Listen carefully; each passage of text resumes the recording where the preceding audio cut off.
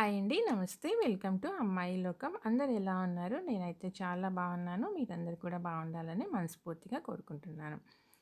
ఇవాళ మన రెసిపీ వచ్చేసి మురుకులండి. సమ్మర్ కాబట్టి పిల్లలు ఇంట్లో ఉంటారు. ఎప్పుడు స్నాక్స్ ఏదో ఒకటి కావాలి కాబట్టి చాలా సింపుల్‌గా, క్విక్‌గా అది కూడా బియ్యపు పిండితో ఎలా తయారు చేసుకోవాలో చూద్దాము. ఒక చిన్న రిక్వెస్ట్ అండి.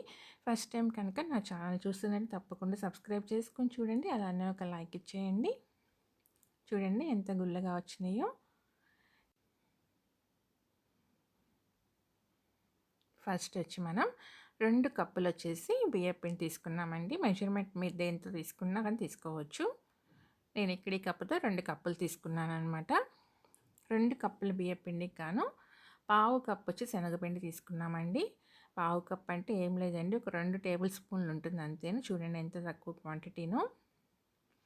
రుచికి సరిపడినంత ఉప్పు వేసుకుందామండి. ఒక టేబుల్ స్పూన్ వచ్చి గొడ్డు కారం అండి. ఇది మసాలాలు ఏం వేయలేదు, పచ్చికారం అంటాం కదా అదనమాట. ఇప్పుడు ఒక పించ్ వచ్చి పసుపు వేసుకుందామండి.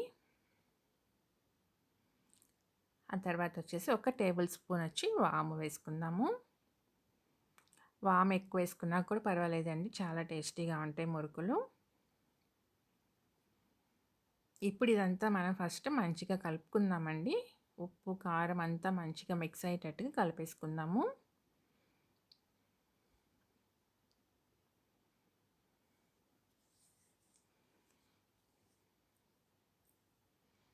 చాలా ఫాస్ట్‌గా చేసుకోవచ్చండి. ఇది అప్పటికప్పుడు కూడా మనం రెడీ చేసుకోవచ్చు. ఇలా రెడీ చేసుకున్నామంటే ఒక 1 వీక్ వరకు మనకి స్టోరేజ్ ఉంటుందండి. పిల్లలకి సెలవులు కాబట్టి ఇబ్బంది లేకుండా ఉంటుంది. ఆయిల్ వచ్చి ఒక టేబుల్ స్పూన్ వేసుకున్నామండి. బటర్ కావాలన్నా కూడా వేసుకోవచ్చు మీరు. ఇది వేడి నీళ్ళు వచ్చేసి మరీ గోరువెచ్చటి నీళ్ళు కాదండి, మరీ సలసలు కాగే నీళ్ళు కాదండి, కొంచెం మీడియంగా వేడెక్కిన వాటర్ అనమాట. అది వేసుకొని మనం చపాతీ పిండిలాగా కలుపుకుందాం అనమాట గట్టిగా. మరీ ఎక్కువ సలసలు కాగే నీళ్ళు వేశారంటే ఆయిల్ ఎక్కువ పీల్చుకుంటుందండి, అది గుర్తుపెట్టుకోండి.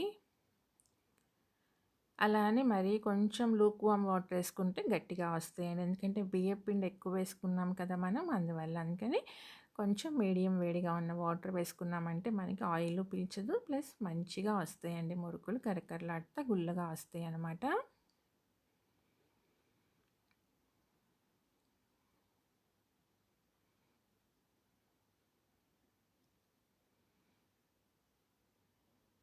పిండి చూడండి ఇంత గట్టిగా కలుపుకోవాలి.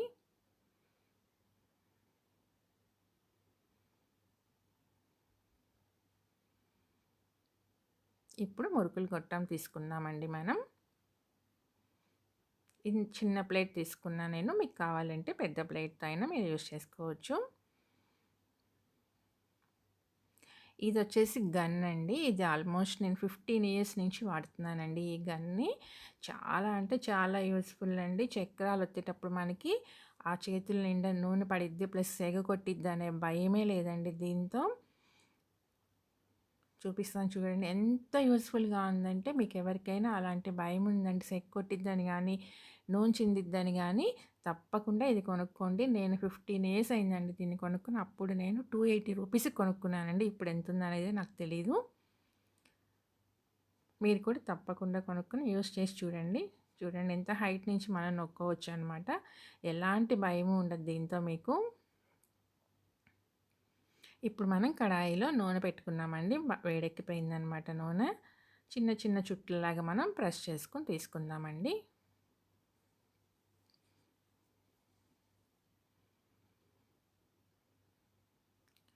మనం తిప్పే పని లేదు, 2 చేతులతో యూజ్ చేసే పని లేదండి. సింపుల్‌గా ఒక చేత్తోనే మనం గన్‌లాగా ప్రెస్ చేస్తున్నామంటే వచ్చేస్తుందండి. దీంట్లో వచ్చి నాకు 18 ప్లేట్స్ వచ్చినాయండి.